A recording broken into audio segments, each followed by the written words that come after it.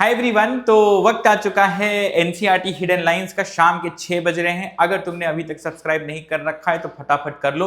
रोज शाम को 6 बजे हम एनसीईआरटी के चुनिंदा हिडन लाइंस को पकड़ के लाते हैं।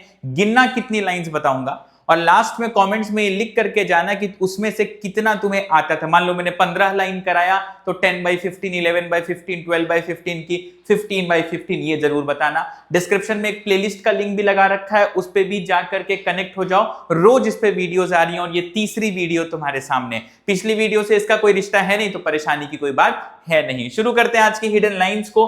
सबसे पहली हिडन लाइन हमारे सामने आती है आज की ये।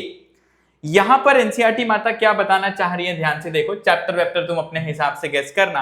यहां पर लिखा है डिफरेंशिएटेड सेल में डी डिफरेंशिएट एंड देन री डिफरेंशिएट, वो सब ठीक है। आगे की लाइन यहां पर इंपॉर्टेंट है कि the development is the sum of growth and differentiation. अगर कल को कभी मैच द फॉलोइंग या कल को कभी fill in the blanks type यहां पर सवाल निकल के आ सकता है कि development is the sum of dash and dash. अब रैंडम डैश एंड डैश तो हम भरेंगे नहीं। इस रैंडमनेस को संभालने के लिए इस लाइन को कृपया याद रखें कि डेवलपमेंट में क्या है, ग्रोथ और डिफरेंशिएशन। अगली लाइन पर चलते हैं। अगली लाइन यहां पर है, जरा पेन बड़ी वाली ले ली जाए, ठीक है, ध्यान से देखना।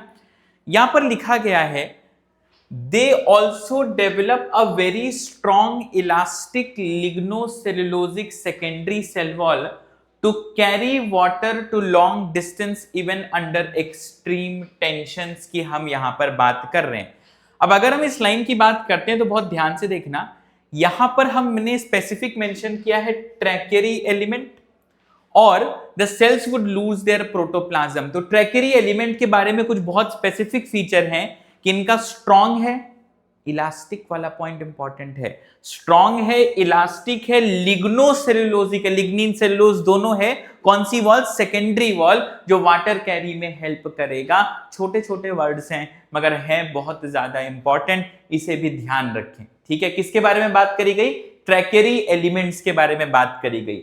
अगली लाइन के ऊपर ध्यान देना।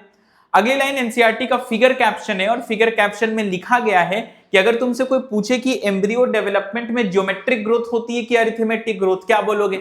मन में आएगा सर 1 से बने 2, 2 से 4, 4 से 8, 8 से 16, 16 से 32, 32 से 64, 128, 256 and so on and so far. लेकिन ऐसा नहीं है। एनसीईआरटी ये साफ साफ लिखती है कि यहां पर एम्ब्रियो डेवलपमेंट शोइंग ज्योमेट्रिक और अरिथमेटिक ग्रोथ बोथ।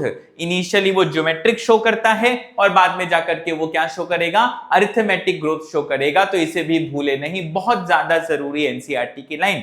3 लाइन्स हो चुकी हैं।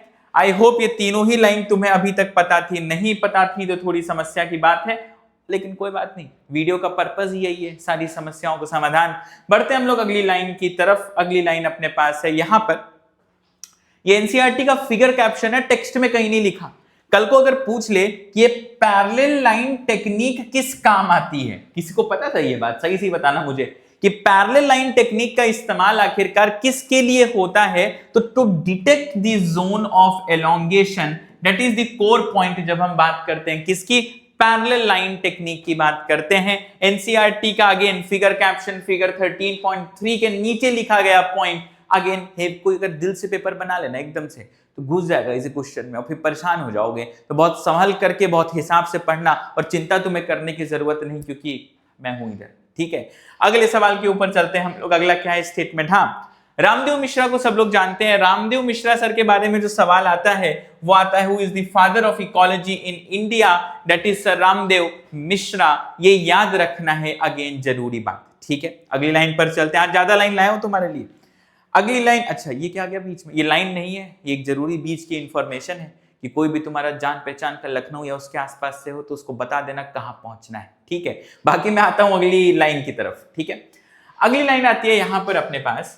This is a line given जहां पर मेंशन है human liver fluke that is a trematoda parasite. कल को एग्जाम में पूछ ले कि लिवर फ्लूक है क्या, तो इट इज अ ट्रेमाटोड पैरासाइट। बिल्कुल भी भूलने की गलती मत करना।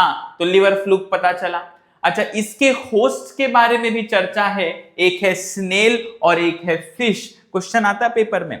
और ये बात एनिमल किंगडम में शायद डिस्कस नहीं है कि ह्यूमन लिवर फ्लूक के होस्ट कौन है, ह्यूमन लिवर फ्लूक किसको बिलोंग कर रहा है, तो ट्रेमाटोड पैरासाइट है ये, और इसके होस्ट कौन कौन है, स्नेल और फिश की बात कर रहे हैं, भूलने का नहीं ये भी बात। चलते हैं माता की अगली लाइन की तरफ, आज के जेम्स समझ लो एक तरीके से। ये line old NCERT plant kingdom में एंजियोस्पर्म के नीचे लिखी गई, लेफ्ट साइड में नीचे एक लाइन आती है और राइट में ऊपर पूरी होती है, ध्यान देना। The polar nuclei eventually fuse to produce a diploid secondary nucleus. ऐसी चर्चा शायद सेक्सुअल रिप्रोडक्शन फ्लावरिंग प्लांट्स में भी नहीं की गई है। ये लाइन अपने आप में बहुत जरूरी, ये जो पोलार न्यूक्लियाई है ये होता है N+N, और ये फ्यूज करके ये जो 2N बनाता है इसी को हम कहते हैं डिप्लॉयड सेकेंडरी न्यूक्लियस। बहुत खास, बहुत इंपॉर्टेंट लाइन। बढ़ते हैं आगे। अगली लाइन अपने पास है सबसे छोटा सबसे बड़ा एंजियोस्पर्म, तो याद रखना स्मॉलेस्ट कौन सा है अपना वॉल्फिया, और सबसे बड़ा कौन सा है यूकलिप्टस, जिसका साइज कितना है ओवर 100 मीटर्स की मैं बात यहां पर कर रहा हूं। तो काफी सारी लाइंस आई होप दिमाग में बैठे जा रही हैं। चलते हैं आज के आखिरी जेम्स की तरफ, ध्यान रखना इस चीज को।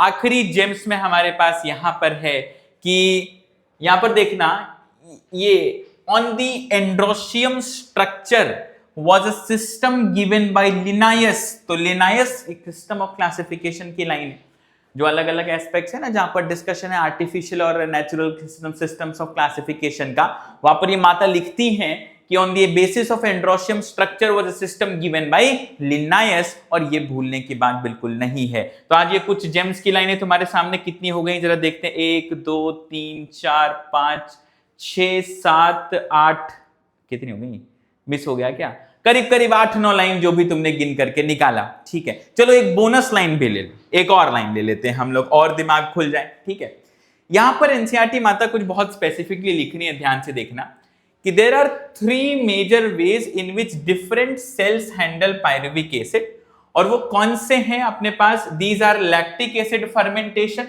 एल्कोहलिक फर्मेंटेशन और एरोबिक रेस्पिरेशन। वैसे तो हमको पता था, इसमें क्या इतना खास है।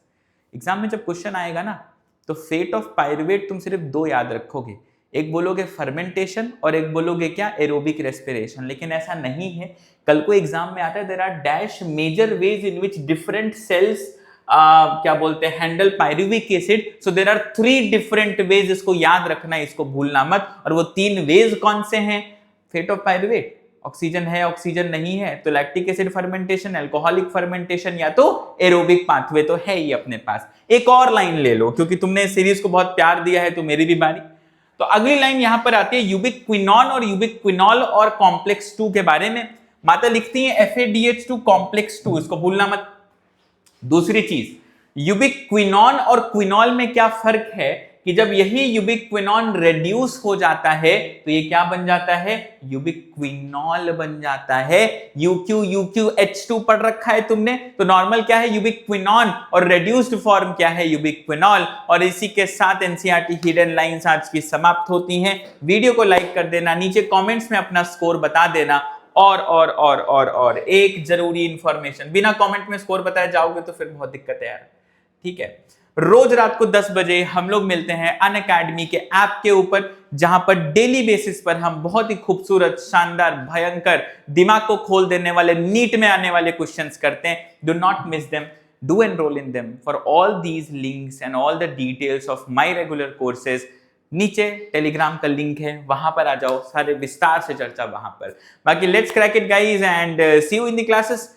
इस पे कल शाम को 6 बजे दोबारा मिलेंगे। ये हिडन लाइंस का नियम है, रोज शाम को 6 बजे इसी चैनल के ऊपर एक वीडियो ऑन हिडन लाइंस। तो नीट तक तो एनसीईआरटी एकदम निचोड़ करके खत्म कर देंगे। ठीक है, लेट्स क्रैक इट।